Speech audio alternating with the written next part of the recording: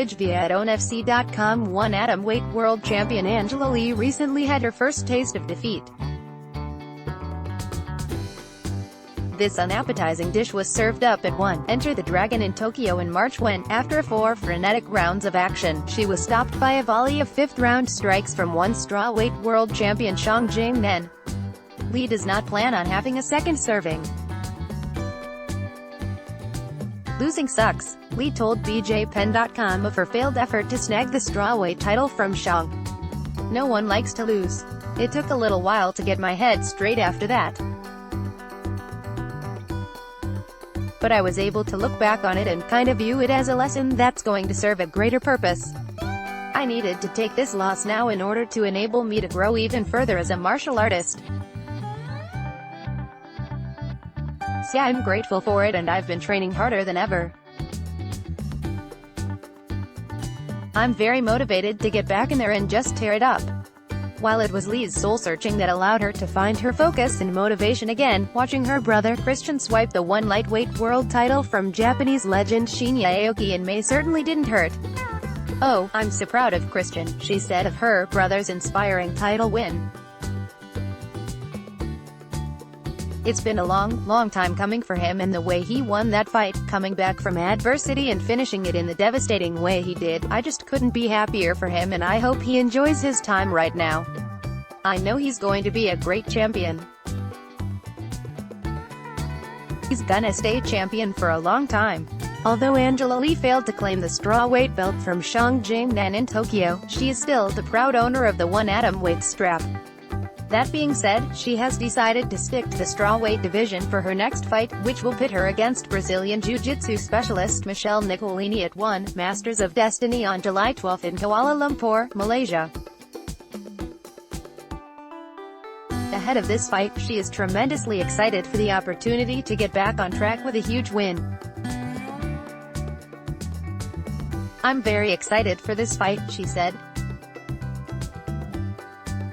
"I want to get in there, shake the dust off, and just make this fight a great comeback fight." Angela Lee has actually shared the mats with Michelle Nicolini before, so she is well aware of the Brazilian skill in the grappling realm. That said, she feels well prepared for everything her foe brings to the table. "I've been preparing for this for a while now," she said. "I had a full camp and I feel like we really covered every single area. We've gone over all the scenarios that could possibly happen. I feel very well prepared. I'm extremely confident. I know Jiu-Jitsu is her skill set where she is strongest, and I'm prepared to deal with her strength, but also take her to areas where I don't feel she's as prepared. I think that I'm more of a well-rounded mixed martial artist. MMA is extremely different than Jiu-Jitsu's, and I think everyone's going to see that in the fight.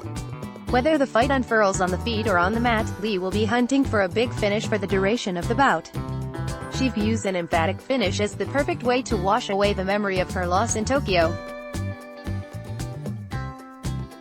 "I want a devastating finish, just like I used to get in my early days and when I first started fighting for one championship and I had those first-round finishes," she recounted. "I'm hungry for that, so wherever I see the finish, whether it be on the feet or on the ground, I want it." If Angela Lee is able to stop Michelle Nicolini, it will open the door to more big opportunities under the One Championship banner, including a potential rematch with Xiong Jing, which has already been teased by One Brass. "I feel like that fight has allowed me to grow so much more as a martial artist, as a fighter, as a champion," she said. "I think that whenever the time comes, I'd love a rematch. I think it's just about going back to hard work," she added when asked how she'd approach this rematch. "The kind of hard work that got me to the top. Sometimes when you become a champion, you don't have that same hunger, that same will and work ethic that it takes to get you to the top. I just had to revisit that and really be honest with myself and say, hey, you can push harder, you can do better. Never stop. I think that mentality is gonna help me to become more successful." If Lee is able to avenge her loss to Xiong, the pair will be tied 1-1 across 2 bouts.